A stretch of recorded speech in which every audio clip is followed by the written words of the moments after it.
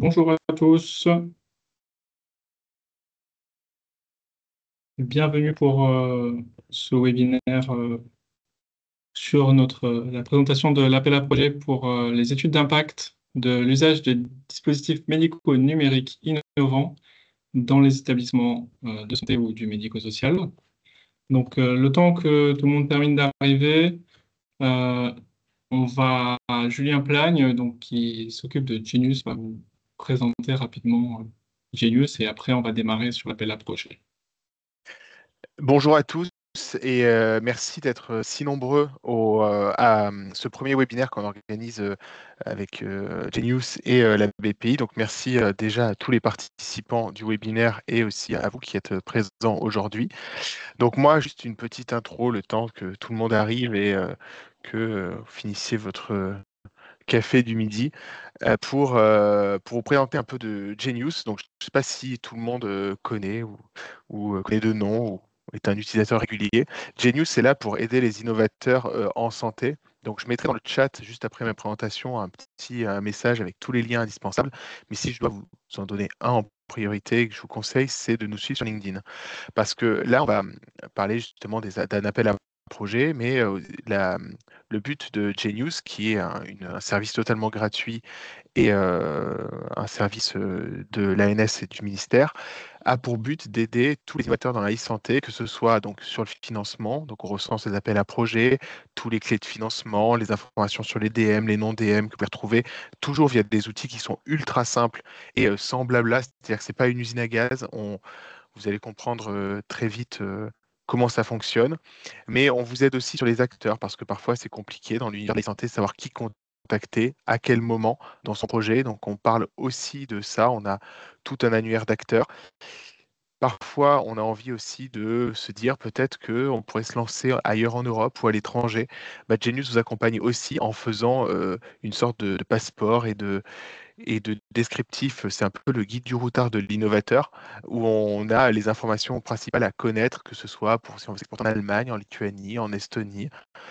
Bientôt, on aura des fiches sur les USA, le Canada. Donc, pareil, à chaque fois qu'on sort des nouveautés, c'est pour ça que je vous dis, suivez-nous sur LinkedIn, où vous aurez toutes les informations et qu'on publie une nouvelle fiche, des nouveaux services, notamment. Là, on a sorti un service qui s'appelle Mon produit, mon financement, qui vous donne les financements accessibles en fonction de votre solution. On a aussi une partie sur le réglementaire, parce que pour être dans les clous, qu'est-ce que je dois respecter? Qu'est-ce que ma solution doit respecter? C'est quoi les contacts? On a des pas à pas qui vous guident, par exemple, pour être référencé dans mon espace santé ou autre, et ça permet d'anticiper, même si on n'est pas à cette étape, ces informations. Une autre partie sur Genius que vous aurez, c'est toutes les actualités et les événements. Par exemple, cet appel à projet, peut-être certains d'entre vous ont eu connaissance de ce webinaire via les événements de Genius. Voilà, vous pouvez retrouver toutes ces infos sur Genius. Je vous mets les liens dans la conversation. Et pour ceux qui ont envie de plus de réel, on sera à Santexpo. Donc, si vous voulez qu'on vous fasse une démonstration de Genius ou si vous voulez qu'on discute tout simplement, on sera à Santexpo sur le stand de l'ANS le 20, 21 et 22 mai. Donc, on vous attend nombreux. Venez pas tous parce que le stand sera trop petit pour accueillir 216 personnes. Mais voilà, ce sera avec plaisir. Si vous avez des questions sur Genius à part, vous pouvez me contacter sur LinkedIn ou m'envoyer un mail et je pourrai vous faire une présentation en one-to-one. Donc là, je vais laisser la parole à Vincent. Du coup, je te passe le relais et je vous souhaite un bon webinaire.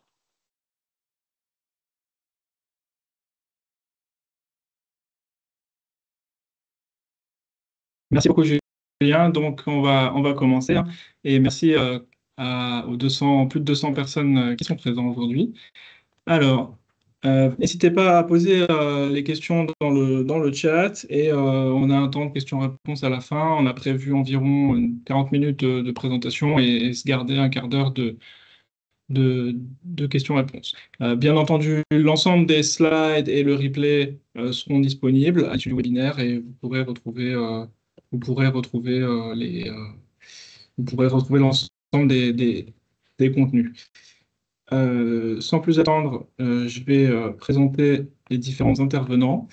Donc, on a avec nous Aymeric Perchamp, qui est coordinateur national de la SASN, donc la stratégie d'accélération santé numérique, qui est à la DNS et qui s'occupe de piloter l'ensemble de cette stratégie d'accélération, dont fait partie de cet appel à projet et cette action.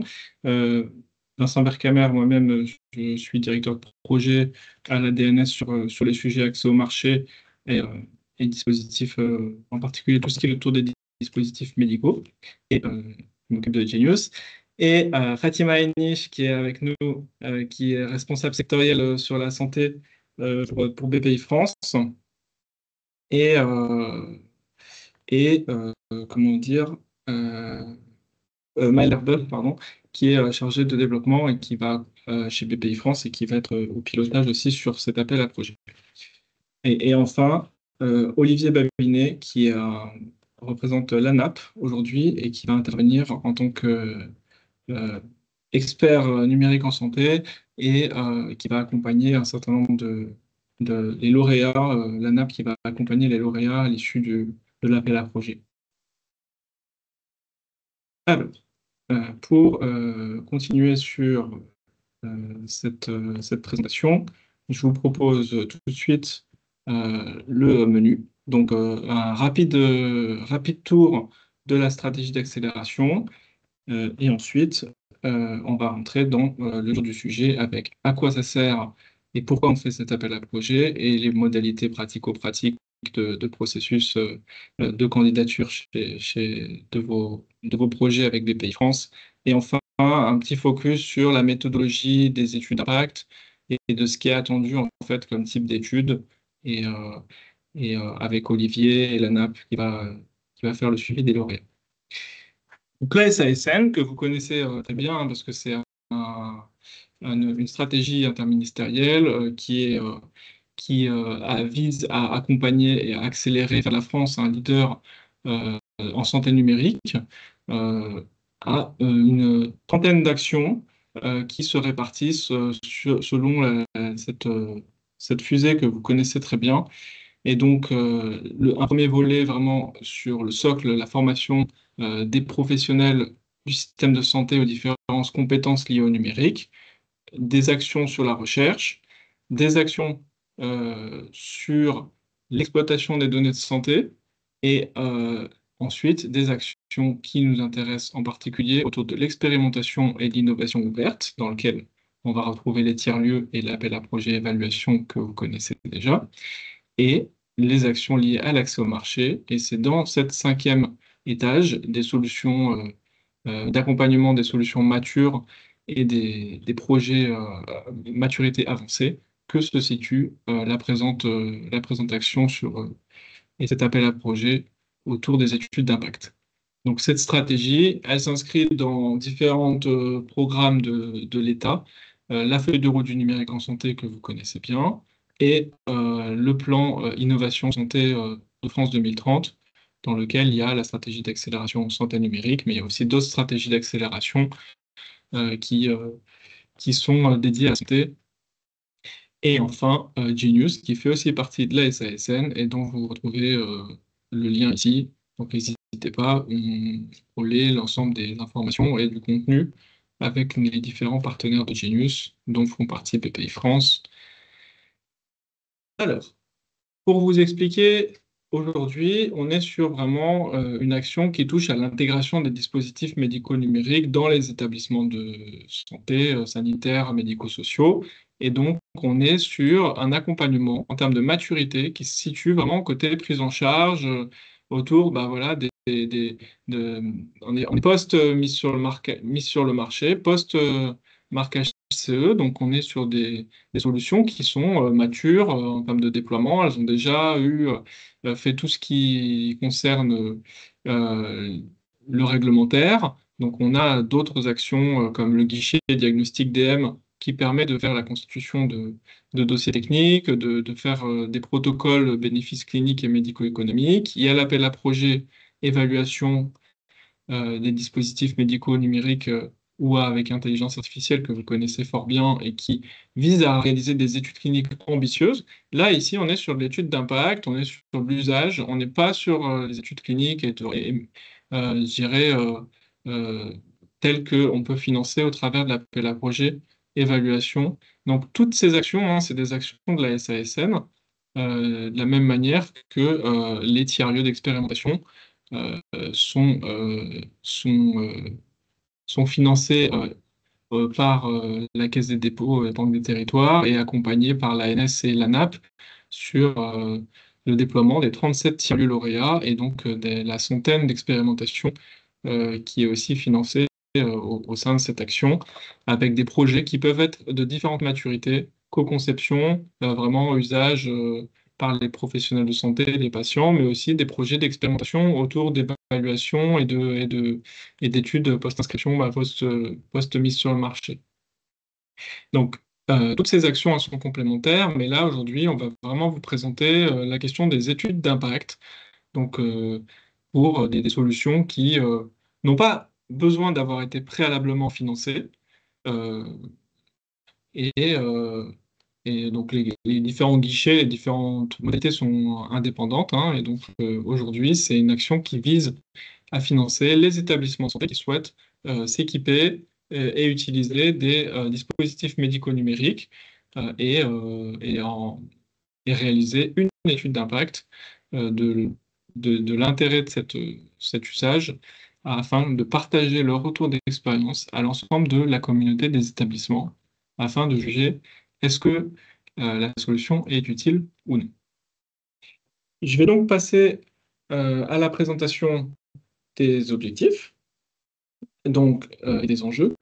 L'idée, c'est pourquoi on fait cet appel à projet.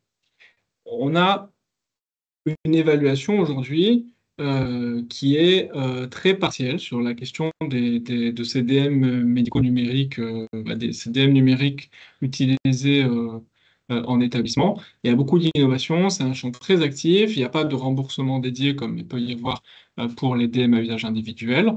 Et, euh, et en revanche, c'est des dispositifs qui peuvent fondamentalement transformer le soin et donc modifier l'organisation des soins, les usages et rencontrer des freins d'adoption.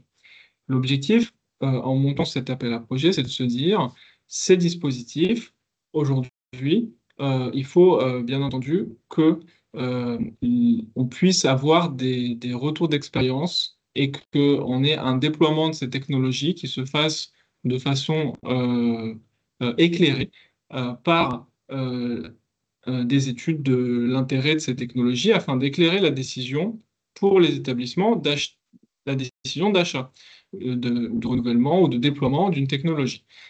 Et donc l'intérêt pour les acteurs, euh, en particulier les établissements, c'est de se dire une solution qui a certes des preuves cliniques, qui a fait des essais cliniques divers et variés, malheureusement, souvent, on n'a pas d'informations sur les conditions réelles d'usage.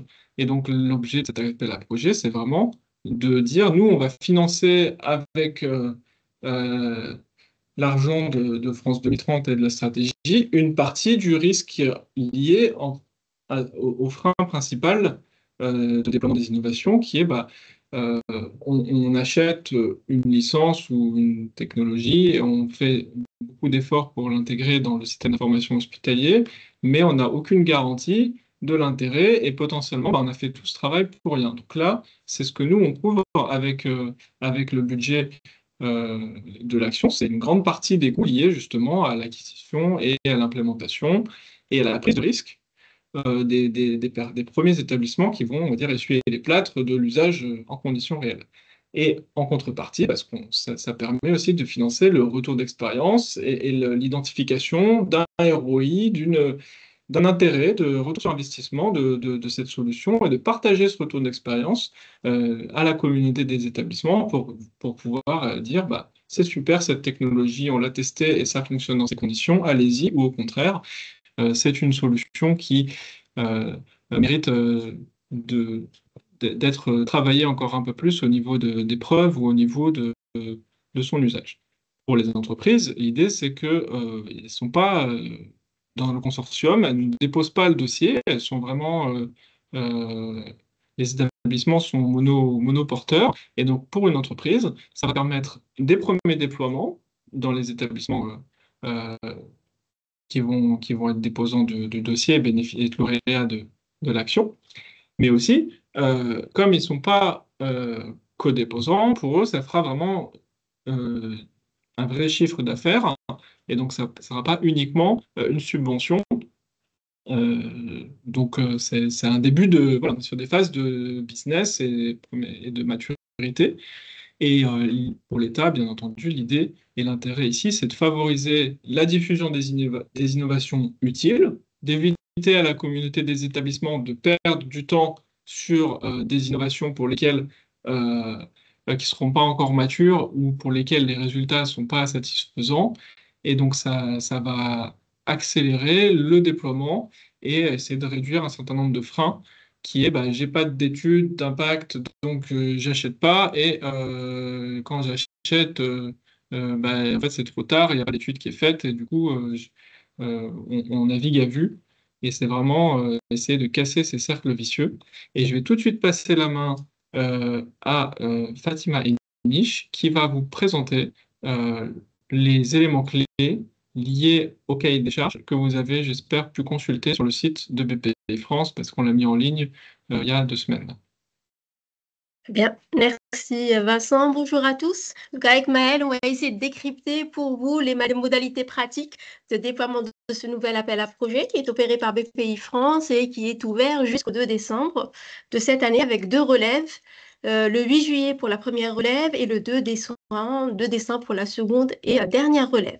Alors concrètement, comme vient de le souligner Vincent, donc le soutien France 2030 via la stratégie d'accélération de santé numérique cible la possibilité de mettre en place pour les établissements de nouvelles organisations par le financement d'études d'impact permettant de mesurer des indicateurs de performance liés à l'usage des dispositifs ou de dispositifs médicaux numériques en conditions réelles et après leurs premières acquisitions par les établissements évaluateurs ou expérimentateurs.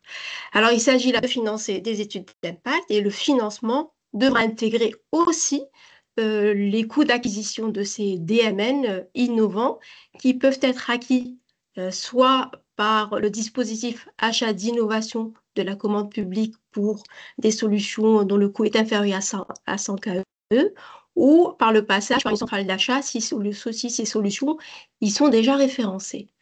Alors, on s'attend à avoir des dossiers monopartenaires portés individuellement par les établissements avec un dépôt complet dès la relève, contrairement à un certain nombre d'appels à projets opérés par BPI France, où la complétude du dossier est faite après les auditions pour des projets entrant en instruction. Ce n'est pas le cas pour cet appel à projet. On peut passer à la slide suivante, Vincent, s'il te plaît. Merci.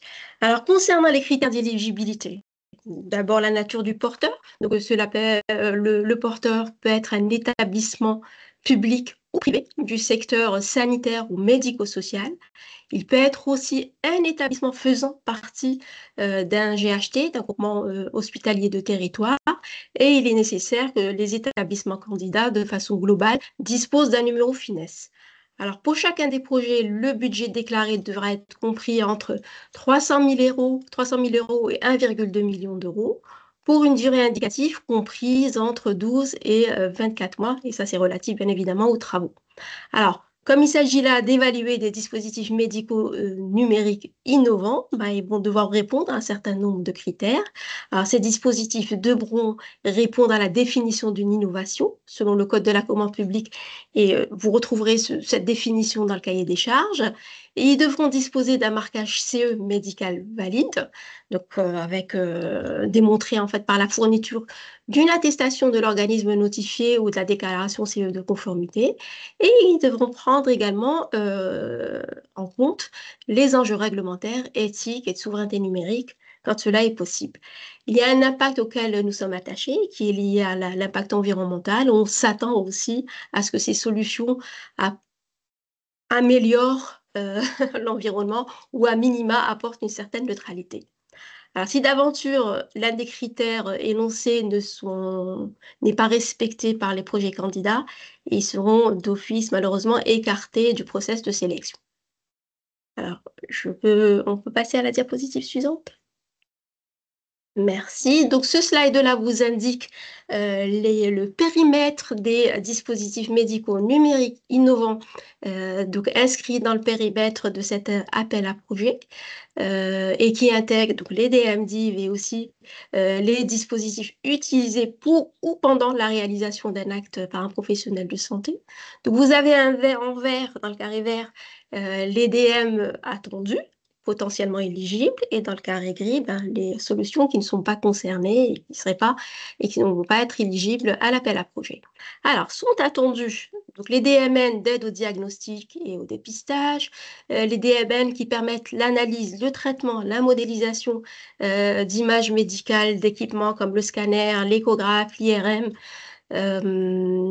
et à base d'IA, notamment qui intègre aussi des fonctionnalités à base d'IA.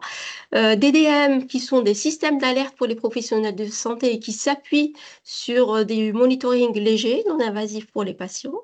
Et aussi des DM qui peuvent être utilisés en complément ou en substitution des traitements pharmacologiques pour diminuer, par exemple, la douleur lors d'un soin. Alors, il s'agit là d'une liste indicative qui est aujourd'hui complétée par un certain nombre d'exemples qui figurent dans le cahier des charges, mais là, vous avez un moyen de poser des questions pour préciser justement le périmètre et sinon, on pourra compléter la FAQ en fonction des retours que nous faites sur la typologie des DML concernés. Alors, ceux qui ne sont pas concernés, il s'agit bien évidemment des solutions de télésanté inscrites au droit commun, les solutions de suivi longitudinal au-delà d'un mois, puisqu'on a un appel à projet qui permettrait justement à certains DM numériques de soutenir justement des études de suivi longitudinal. Toutes les solutions de gestion logistique, administrative, de support aux infrastructures IT, les dossiers patients, ceux-là ne sont pas concernés non plus. Et puis les solutions de bien-être, même si elles sont pertinentes, d'amélioration de la qualité de vie au travail, de formation, d'information des professionnels de santé. Et enfin, tous les outils numériques émergents qui s'appuient sur l'IA aussi et qui permettent d'accélérer la recherche clinique, la découverte de médicaments, la mise en qualité des données de façon globale, ils ne sont pas concernés par cette action. On peut passer à la diapositive suivante. Alors, maintenant, quels sont les critères de sélection pour des projets ayant satisfait les conditions d'éligibilité? Donc, après cette phase-là, les dossiers vont être examinés de façon approfondie dans une perspective de leur audition et selon un certain nombre de critères qu'on a délibérément classés en 3 catégories. Donc, il y a une première catégorie de critères, donc il s'agit là de critères plutôt généraux, où les attendus sont la pertinence des projets ou des études présentées au regard des impératifs de santé publique et des priorités de la SASN, la qualité du plan de financement proposé pour la réalisation justement de ces études d'impact et puis la gouvernance du projet. La deuxième catégorie, elle est dense en termes de critères et elle est surtout inhérente à la capacité d'implémentation de ces dispositifs médico-numériques au sein d'un établissement qui souhaite les évaluer. Donc, il y a d'abord le degré d'innovation, bien entendu, mais aussi les impacts organisationnels prévus, les marques d'intérêt des établissements dans une perspective d'acquisition ou de renouvellement de l'achat, si les indicateurs de performance mesurés s'avèrent probants. Et là, cette perspective, excusez-moi, devra être démontrée par une planification budgétaire avec une ligne budgétaire dédiée à l'achat des DDM évalués. Il y a aussi la qualité de la sous-traitance et notamment le choix du fournisseur de DMN et aussi l'efficacité de l'équipe de déploiement qui devra intégrer différentes parties prenantes d'un même établissement, donc les utilisateurs cliniciens, donc de façon globale les professionnels de santé, les services achats, les DSI, donc tous mobilisés pour la bonne exécution du projet en cohérence avec la doctrine du numérique. Et puis un dernier critère dans cette deuxième famille qui est lié à l'évaluation de la nécessité de soutenir ou pas l'acquisition de matériel complémentaire, du hardware par exemple, pour permettre le déploiement des DM numériques. Et puis la troisième catégorie de critères, elle est liée à la diffusion On s'attend quand même à un partage un peu des pratiques, surtout si ces pratiques sont pertinentes, intéressantes dans une perspective de réplicabilité. Il y a bien évidemment donc la simplicité des indicateurs mesurés. Il y a la collecte et la capacité à collecter et analyser les données concernées sans complexité majeure. Mais là, je laisserai peut-être Vincent et Olivier développer cette partie-là. Et puis, il y a l'engagement à diffuser justement ces expériences un an après le démarrage des travaux via l'ANAP ou tout autre canal de diffusion qui s'avérerait pertinent pour un retour d'expérience collectif.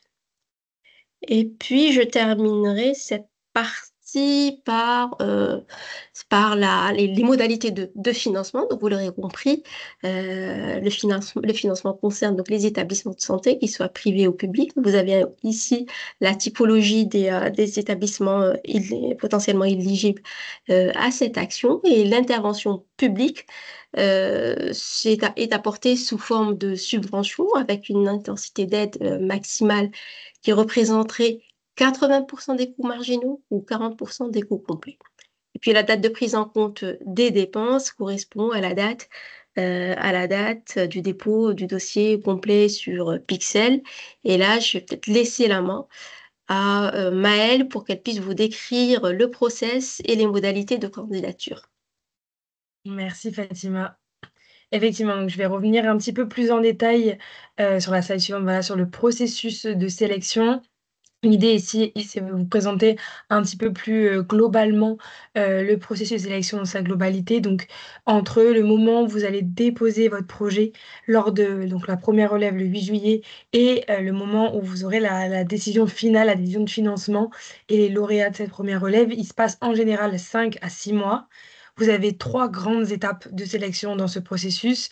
Vous avez la première étape qui est donc celle de présélection qui suit la relève, qui est basée donc sur le dossier complet que vous déposez lors de la relève sur notre plateforme Pixel, qui est étudié par des experts BPI France et les experts ministériels le cas échéant. Donc l'importance que toutes les informations que vous donnez dans ce dossier soient assez exhaustives et autoporteuses, puisque vous n'aurez pas d'interaction sur cette première phase avec le jury. Donc vous avez à l'issue de la présélection un premier filtre. Pour les projets qui passeront à la deuxième étape, donc en étape d'audition, vous aurez donc une audition qui dure 40 minutes avec 20 minutes où vous présenterez votre projet à un jury qui sera composé d'experts indépendants et experts BPI France. Et ensuite, vous aurez un échange d'une vingtaine de minutes également de questions-réponses avec ce jury. Et puis, pour les projets qui passent encore cette étape-là, vous avez la troisième et dernière étape du processus qui est celle d'instruction, où on rentre plus en détail dans le détail du projet et où vous aurez des échanges avec l'expert BPI France qui est en charge d'instruire votre dossier. Ce qu'il est important de noter tout au long du processus de sélection, c'est que donc, ces 3 grands filtres, ce sont évidemment des décisions qui sont prises de façon collégiale entre BPI France et l'État, et que peu importe voilà, l'issue du dossier, positive ou négative, nous vous tenons bien sûr toujours au courant de l'évolution de votre dossier dans le processus de sélection. Et sur cet appel à projet, ce sera plus particulièrement moi qui reviendrai vers vous. Donc voilà pour le processus de sélection. On revenir rapidement sur le dossier de candidature et le dépôt complet que vous avez à faire dans le cadre de cette première relève, donc avant midi pour le 8 juillet. Vous avez tous ces documents qui sont dans un dossier sur le site de l'appel à projet que vous pouvez télécharger. Vous avez tout un tas de documents qui sont liés au projet, donc la présentation détaillée. Il faudra aussi rendre le synopsis du protocole d'évaluation de l'impact de l'usage, les documents donc attestant le marquage CE qui fait partie des critères d'éligibilité, donc tous les autres documents que vous voyez sur cette slide. Et vous avez également tout un tas de documents dans ce dossier qui sont relatifs davantage à la structure, donc sur des éléments à la fois financiers et administratifs. Et il est très important de compléter et signer la fiche de demande d'aide pour qu'elle puisse être jugée complète. Une petite précision pour les personnes qui auraient déjà candidater pardon, à d'autres appels à projets BPI France. La plateforme de dépôt Pixel évolue et donc pour tous les documents, vous avez le petit encart Pixel. Ce ne sont plus des documents qui sont téléchargeables, mais ils sont directement à remplir sur la plateforme et vous avez, pour vous aider bien sûr dans le dossier de candidature, un tas de guides pour vous aider à les remplir. Et vous pourrez retrouver cette liste exhaustive donc dans le document 0 du dossier de candidature, avec l'ensemble, de ces pièces, à télécharger pour le 8 juillet.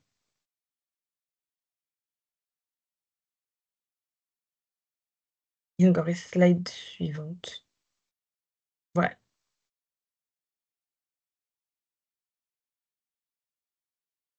Merci beaucoup, Maëlle. Je vais reprendre la main pour du coup vous présenter la suite de l'appel à projet. Donc, on va revenir, hein, j'ai vu qu'il y avait beaucoup de questions. Désolé, en parallèle, j'étais en train de regarder les questions.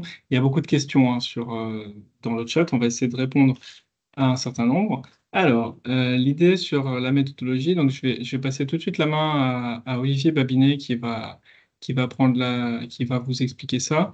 L'idée ici, hein, c'est de présenter un petit peu la méthodologie de la mesure de l'impact. C'est donné à titre indicatif, hein. L'idée, c'est vous, en tant qu'établissement, qui venez déposer votre candidature avec une proposition d'objectif et une proposition d'indicateur qui reflètent vos besoins d'établissement et vos critères de jugement et justement ce qui fait qu'une solution pour vous sera jugée utile ou pas utile et justement pour laquelle vous serez satisfait et pour laquelle vous souhaitez un déploiement à plus large échelle. Donc, Olivier, the floor is yours et je t'en prie. Thank you so much, Vincent. Bonjour à tous. Donc là, on va passer en effet à la partie méthodologique pour la mesure de l'impact de l'usage des DM innovants. Alors, l'objectif principal donc de cette mission qui va être pilotée par deux personnes, donc Marielle Pierdon, qui est expert achat au sein de l'ANAP et moi-même, et bien entendu de manière très resserrée avec Vincent et la BPI. L'objectif principal donc de cette mission, ça va être de développer l'utilisation par les établissements sanitaires et médico-sociaux. C'est important en effet qu'on n'oublie pas le secteur médico-social dans cette AAP. Donc de développer l'utilisation de méthodologies et d'outils d'évaluation qui soient, et on insiste beaucoup avec Vincent là-dessus, qui soient simples et opérationnels. On ne veut pas qu'il y ait des constructions d'usines à gaz, parce que qui dit usine à gaz dit un délai et également une complexité également dans les analyses. Ces outils doivent donc permettre aux établissements de mesurer très concrètement la performance des DMN innovants, avec un enjeu qui finalement est double. À la fois objectiver les apports de ces solutions en conditions réelles d'usage, mais aussi outiller les établissements pour qu'ils puissent prendre des décisions d'achat qui soient éclairées et durables à l'issue finalement des projets financés donc de cette AP. Si on peut, merci Vincent, quelle coordination. Alors quelques exemples comme ça, de manière très très ouverte. En fait, pour objectiver ces apports, on a choisi trois grands domaines, on va dire, d'évaluation de la performance des solutions numériques qui seront suivis par les établissements avec des KPI assez spécifiques en fonction des domaines. Donc, des résultats économiques directs, des résultats économiques indirects et des résultats non économiques. Alors, le concept de résultat économique direct est finalement peut-être le plus simple à appréhender. À savoir, par exemple, des réductions en effet de coûts, quelle que soit l'origine, une meilleure disponibilité des équipements, amélioration de la productivité et autres exemples.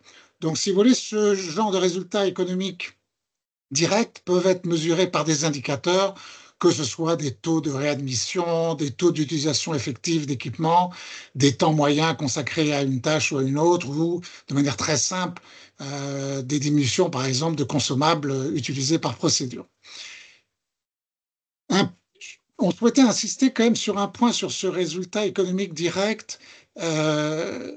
L'objet n'est pas, bien entendu, de respecter les critères HAS dans le cadre d'une évaluation médico-économique pointue au sens des candidats à la LPPR, donc la liste des produits et prestations remboursables, avec d'un côté les preuves d'efficience clinique et l'analyse d'impact du budgétaire.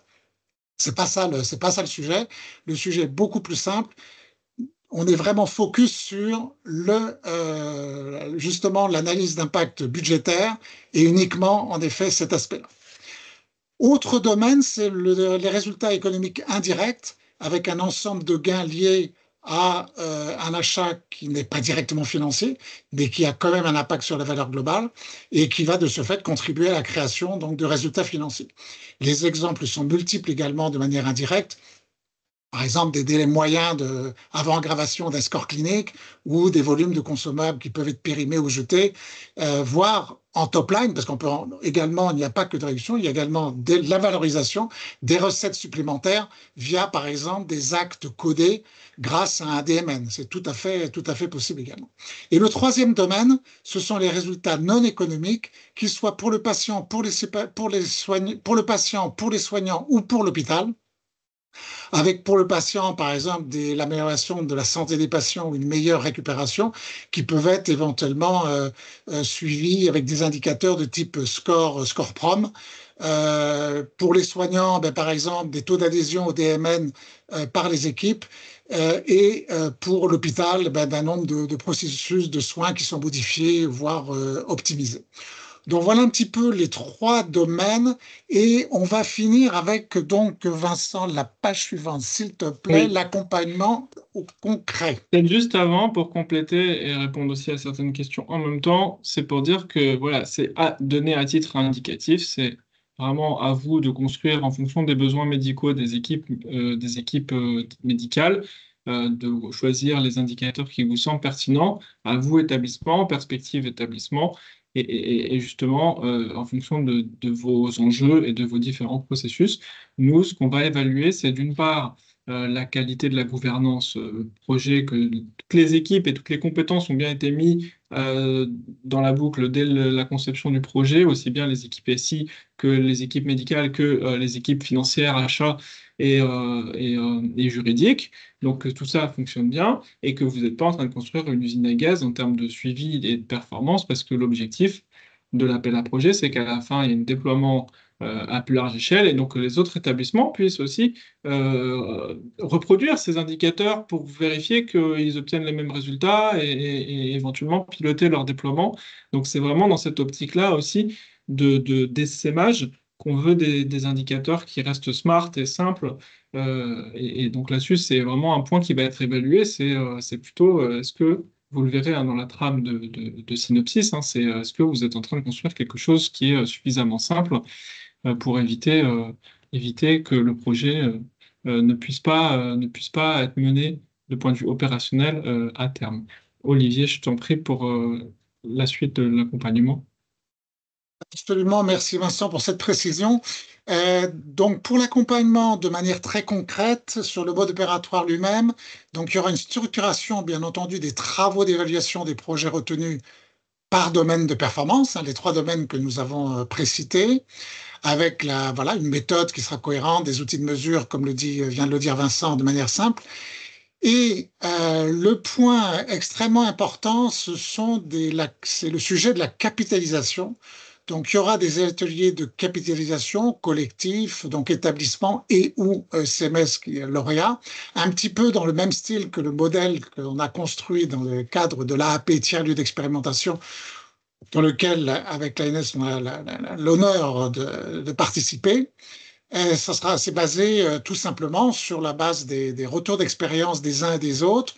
On construit le référentiel, les KPI et les seuils de performance associés. Et enfin, le souci de transparence, Vincent en a parlé un petit peu, on insiste là-dessus, transparence et partage élargi des résultats. L'objet de la l'AAP, au-delà des résultats pour vous en tant qu'établissement, c'est vraiment que ce soit accessible à l'ensemble des établissements. Et l'idée, c'est qu'en fait, ils puissent être accessibles, les résultats, publiquement sur le site de la NAP, afin de diffuser très largement les enseignements issus des expérimentations. Ce principe de transparence est absolument clé. On l'a vécu là, sur le tiers-lieu, c'est extrêmement profitable pour créer de la confiance, accélérer l'adoption des innovations qui sont utiles et contribuer à la transformation durable du système de santé. Donc, pour conclure, si vous voulez, je dirais un petit peu comme pour les tiers-lieux, on aura probablement 3 temps. À court terme, c'est en effet de permettre la mesure et le recueil des résultats. Donc, on est dans le temps de l'AAP, ça va être un temps quand même finalement assez court pour tout le monde, mais on aura certainement un deuxième temps à moyen terme, et je dirais peut-être surtout ce temps-là qui est de produire de la connaissance pour que l'ensemble de l'écosystème, donc au-delà du cadre de l'AAP, puisse en bénéficier. Et on peut même imaginer dans nos rêves les plus fous un objectif ultime, finalement à terme, Vincent, qui serait tout le temps que vous avez pu passer, qu'on aura pu passer ensemble à se questionner sur les modèles d'évaluation de la performance économique directe ou indirecte ou non économique des DMN, de permettre finalement à long terme à tout établissement, toute structure confondue, de pouvoir se saisir de ce sujet d'achat d'un DMN et de se dire finalement, moi, si j'ai besoin de développer une démarche d'achat de dispositifs médicaux numériques, qu'est-ce que je dois faire et comment je dois mesurer la performance de ma solution. Donc le message qu'on souhaite vous faire passer à cette occasion de ce webinaire, c'est qu'il y a derrière votre enjeu personnel également un enjeu collectif. Voilà, je passe la parole pour la suite de la présentation. Merci beaucoup. Donc, on arrive à la fin de la présentation. Alors, on va répondre à un certain nombre de questions qui ont été posées dans le chat. Il y a certaines questions qui sont plus techniques sur lesquelles on reviendra dans une FAQ qui va être mise en ligne et mise à jour prochainement sur le site de l'action, sur le site de l'appel à projet sur la plateforme BPI France.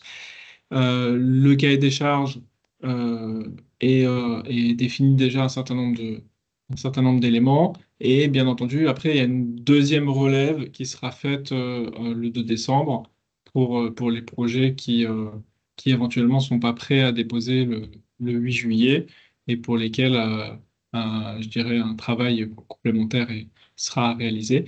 Pour toutes les questions vraiment liées à l'appel à projet et à l'ensemble des points, vous avez ici l'adresse des équipes de BPI France qui sont vraiment vos interlocuteurs privilégiés dans le cadre de cet appel à projet et de l'évaluation.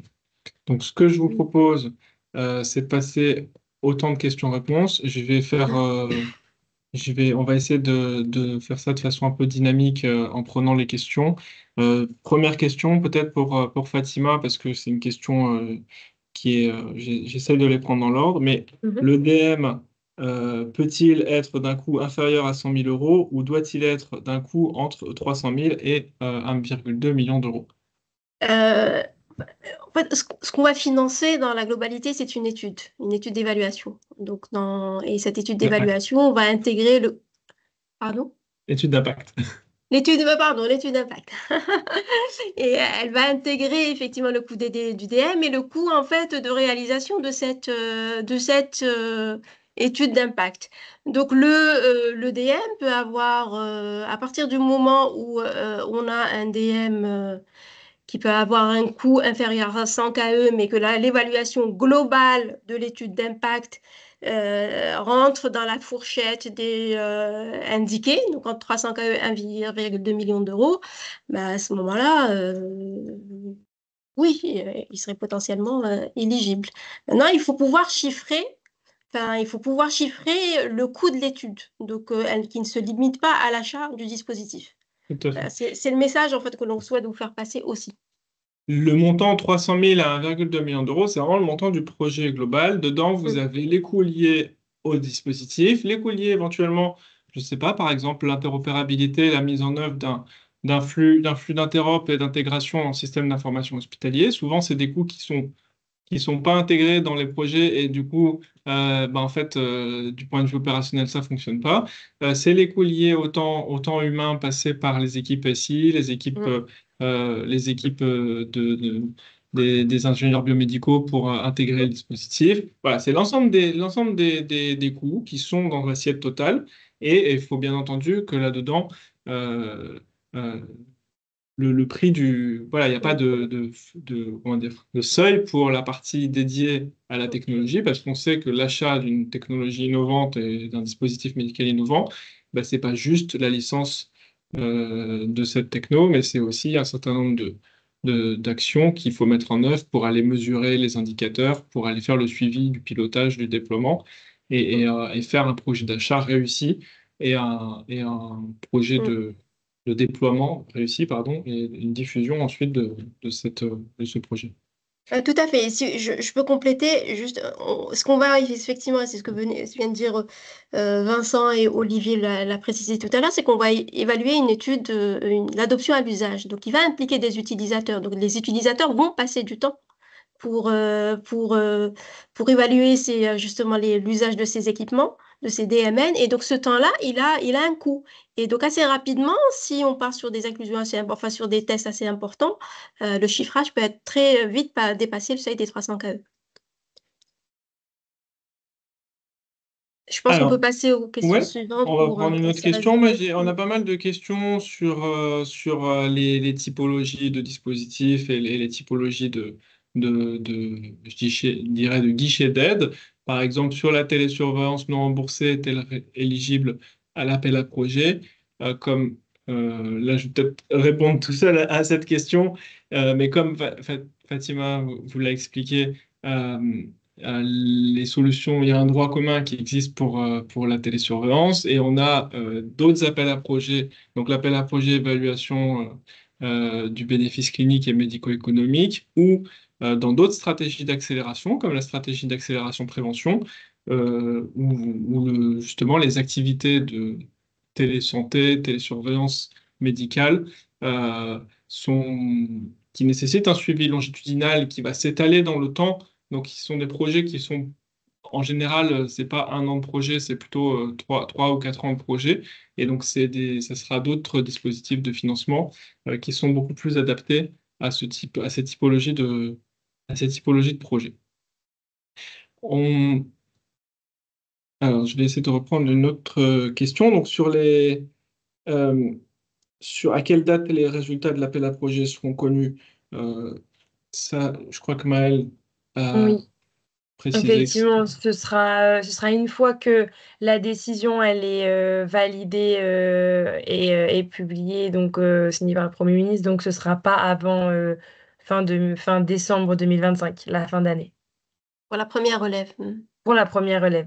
Et d'ailleurs, lié à ça, j'ai vu qu'il y avait une question, peut-être une confusion, parce que sur le site internet, il y a effectivement écrit que l'appel à projet est ouvert jusqu'au 2 décembre à midi avec une relève intermédiaire le 8 juillet. Donc, je vous reconfirme qu'il y a une première relève le 8 juillet à midi, et il y en aura bien sûr pour tous les projets qui seront pas prêts ou pas matures pour le 8 juillet. Il y en aura une deuxième le 2 décembre à midi également. Alors, on a des questions qui sont plutôt techniques sur les typologies d'établissements, de consortiums. Donc, peut-on avoir des dossiers avec 2 établissements hors GHT? Donc, c'est sous-entendu pas 2 établissements qui sont dans le même GHT et pour lesquels le GHT tout seul peut pas candidater. Fatima ou Maëlle, je ne sais pas si quelqu'un veut prendre la question, y compris la question aussi, est-ce qu'un GCS à l'échelle d'un GCS, on peut avoir une candidature? À l'échelle de la GCS, oui, groupement de coopération sanitaire. Après, enfin, de façon globale, les projets sont monopartenaires. Donc, c'est un seul établissement qui porte la candidature. Donc, on ne peut pas retrouver, par exemple, 2 établissements dans un même projet. Voilà. Après, si un établissement a différentes antennes, l'étude peut concerner les différentes antennes de cet établissement. pour compléter, peut-être pour les établissements publics au sein des GHT, comme la fonction ici et la fonction achat, elles sont portées par l'établissement support du GHT. Là, oui, ça peut après être déployé au sein des différents établissements de ce GHT. Mais par contre, deux établissements qui ne sont pas dans le même GHT, etc., là, on a choisi des projets de restreindre à des projets, je dirais, monoporteurs pour éviter des études multicentriques qui rajouteraient de la complexité. Et surtout, les enjeux ne sont pas forcément les mêmes d'un établissement à l'autre. Et en particulier, les prérequis nécessaires au déploiement et à l'usage d'une solution, tant de la point de vue urbanisation des systèmes d'information que du point de vue des processus métiers de prise en charge, des parcours de santé des patients au sein de l'établissement. Tout ça, ça dépend beaucoup d'un établissement à un autre, donc on s'est restreint à des projets monoporteurs pour éviter une complexité supplémentaire qui, encore une fois, est possible dans les autres appels à projets, que ce soit appel à projet évaluation ou les stratégies d'accélération prévention. J'ai pas aussi mentionné les deux grands défis sur santé mentale et bien vieillir et santé mentale et numérique et dispositifs médicaux numériques pour le bien vieillir, qui sont deux appels à projets sur des thématiques pour lesquelles il y a aussi un certain nombre de projets qui sont attendus et qui seront possibles. Là, ici, on essaie de se concentrer. Et puis les délais sont courts, c'est 12 à 24 mois, donc c'est difficile avec ce délai-là de faire des études très ambitieuses, hein. Alors, il y a une question d'Alexander qui est: le dispositif médical doit-il être marqué CE au moment de la candidature ou avant le début de l'expérimentation?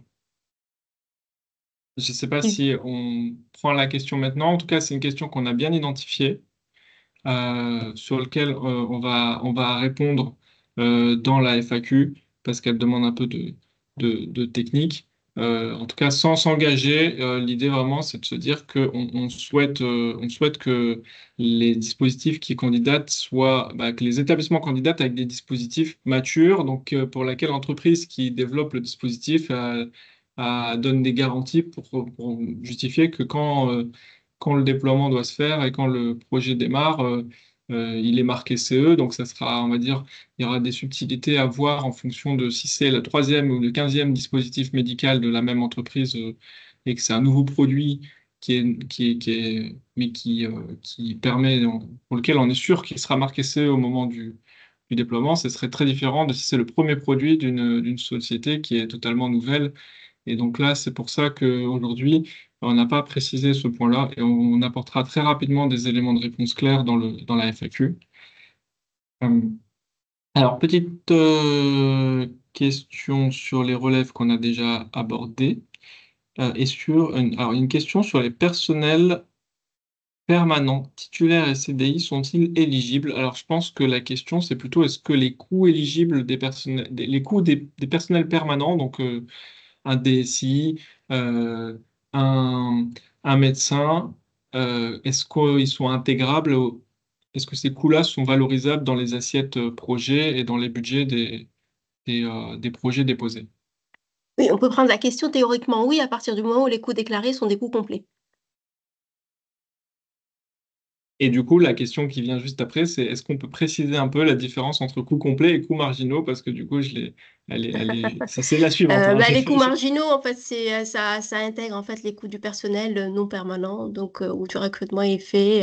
Et typiquement, ça peut être voilà, des ingénieurs qui vont être là en CDD, des post-docs, des docs. Et les coûts complets intègrent le personnel permanent qui travaille, qui est recruté qui est dans l'établissement et qui est dédié pendant un certain temps au projet. Mais ça, c'est indiqué dans la FAQ, on va le préciser si besoin de le développer davantage. Alors, j'ai une question sur les solutions numériques éligibles ou non éligibles. Donc, est-ce que les solutions de alors c'est très précis, mais les solutions de préanalyse d'images d'anatomopathologie sont éligibles? Donc là, on est sur du DMDiv. Peut-être Fatima, je te laisse. Je crois que en fait, DMDiv est marqué, donc en principe, c'est dans le périmètre de l'action. Oui, oui, tous les DM, qu'ils soient des DM div ou des DM, s'ils répondent à la définition du dispositif médical, ils sont éligibles. Et j'en profite du coup euh, pour prendre une question qui était dans le chat sur euh, le projet mené par la Haute Autorité de Santé, donc élaboration d'un guide d'analyse économique visant à éclairer le rationnel économique d'un potentiel acheteur pour l'acquisition d'une technologie numérique en contexte de soins. Donc ça, c'est un projet qui est en cours. La question, la méthodologie va-t-elle être alignée avec le guide HAS spécifique des DMN en milieu hospitalier? Alors, on vous en a pas parlé ici, hein, mais en effet, les travaux qu'on mène autour de cette action, on a aussi des travaux en parallèle avec la Haute Autorité de Santé, hein. L'idée, c'est de se dire que la Haute Autorité de Santé, elle va justement produire des guides méthodaux pour équiper les établissements afin de réaliser les analyses financières, économiques, sur les indicateurs qu'a pu présenter Olivier. Donc là, l'idée vraiment, c'est que Olivier, donc les équipes de la NAP, on travaille avec les équipes de la HAS pour justement outiller les établissements et les centrales d'achat, bien entendu, qui sont aussi des relais importants pour vous, côté établissement, sur ces aspects méthodaux, outillés pour être autonome sur justement la mesure des impacts, en particulier les impacts économiques. Donc ça va permettre de structurer vos démarches, et c'est des projets qui sont justement qui sont faits ensemble et pour lesquels on travaille de la même manière pour la partie pérennisation et financement long terme. L'action, elle est vraiment là pour financer des projets d'études d'impact. À la fin, l'établissement doit pouvoir financer de façon autonome sa solution parce qu'il a justement montré que bah, euh, il a vu dans l'étude d'impact qu'il retrouvait ses petits, et les autres établissements ont la garantie, en tout cas ont plus de garanties et plus de données de l'utilité de à leur tour s'équiper et déployer cette solution. Donc vraiment l'idée c'est de se dire que à terme on a un déploiement en tout cas des technologies qui va se faire de façon naturelle, néanmoins, et c'est pour ça que la nappe est aussi présente. On va vraiment faire on va essayer on va faire un certain nombre de groupes de travail pour capitaliser et réunir les différents porteurs lauréats des différents projets pour faire des échanges et essayer d'identifier aussi des problématiques liées au financement, liées à la façon dont le financement fonctionne, euh, et qui pourraient empêcher un déploiement à plus large échelle à terme. Donc là, c'est vraiment c'est pas, c'est l'objet de l'appel à projet, c'est que nous, en parallèle, on travaille à ces aspects-là plus transverses et qui concernent le secteur. Euh, alors, les bénéfices, peut-être sur la durée des projets, les bénéfices peuvent être observés après une phase d'acculturation qui peut être longue, 1 an ou 2 ans, est-ce acceptable? Et peut-être revenir, Maëlle ou Fatima, sur la durée des projets, 12 à 24 mois, euh, et les calendriers associés. Je pense que c'est un point important, le calendrier projet. Comment il y a plusieurs questions sur le sujet, mais comment ça se passe du point de vue timing après l'annonce des lauréats en décembre? On rentre dans une phase un peu d'exécution du projet. Si un projet, voilà, si un projet est retenu, donc avec une phase de contractualisation et de suivi de l'exécution du projet. Et je pense qu'on va définir un peu des étapes clés, donc sans doute à 12 et à 24 mois pour des projets d'une durée de 2 ans. Et là, l'instruction va permettre un peu d'établir des livrables et un certain nombre de jalons qui sans doute seraient liés justement à l'engagement à diffuser au ne serait-ce que des premiers résultats, enfin, des premiers résultats ou les prémices. Mais tout cela, c'est un travail qui va être fait lors de l'instruction et en échange avec le porteur de projet. Euh, donc, Oui, donc, on Euh, tiendra compte un peu du calendrier du porteur et de sa capacité à livrer des informations indiquées dans le projet. Oui, et oui, je confirme la dernière question qui vient d'être posée sur ce sujet-là, sur oui, l'installation, le déploiement, c'est compris dans la période de Bien 12 à sûr. 24 mois. C'est vraiment l'ensemble du projet, y compris aussi à la fin, l'analyse des résultats et la mesure des indicateurs. Ça fait partie du projet. Quelqu'un voulait compléter ou c'était Maël qui voulait compléter? Non. Oui, oui, mais non, mais c'est bon. Enfin, Fatima a bien présenté. Effectivement, c'était juste de préciser que ça allait dépendre de chaque projet et que, comme l'a déjà expliqué Fatima, ce sera vu au cas par cas au moment de l'instruction et que c'est une autre équipe. Une fois que la contractualisation est faite, ce sera une autre équipe côté BPI France qui suivra les projets durant et qui contrôlera effectivement ces jalons et ces étapes qui auront été définies en instruction durant la vie du projet. Il y a beaucoup de questions sur les établissements privés, les processus d'achat avec les RSCF, les questions liées aux centrales d'achat, etc. Normalement, même en tant qu'établissement privé, vous pouvez adhérer à des centrales d'achat. Donc, pour moi, voilà, en tout cas, on va creuser la question. N'hésitez pas à nous la faire parvenir de façon plus détaillée. Mais a priori, il n'y a pas de contre-indication au fait d'être un établissement privé et en même temps de demander à une centrale d'achat de vous faire un devis pour une acquisition. L'idée, c'est aussi que les centrales d'achat, elles font pas uniquement des devis, elles font aussi toute une phase de référencement, donc qui donne énormément euh, je dirais, qui simplifie énormément les process pour BPI France lors de l'analyse des, euh, des produits et des demandes de produits de DM qui sont mis dans les demandes de candidature. Et donc, ça facilite grandement. Et c'est aussi pour cette raison qu'on a conçu l'appel à projet de cette manière.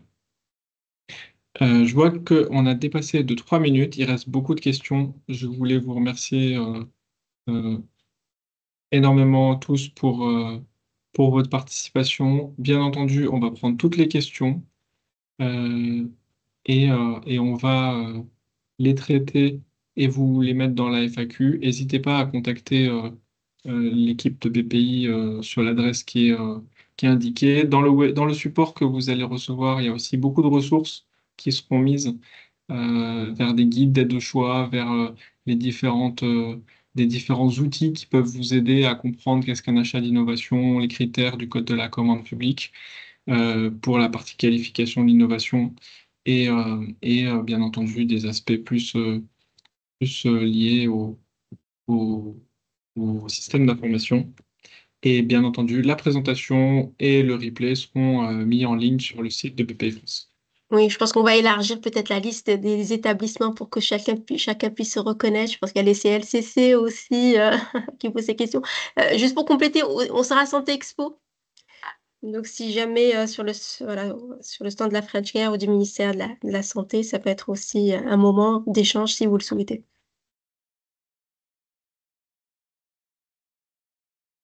Merci beaucoup. Merci beaucoup à tous et très Merci bonne, à tous. très bon Très bonne après-midi. Au journée. revoir.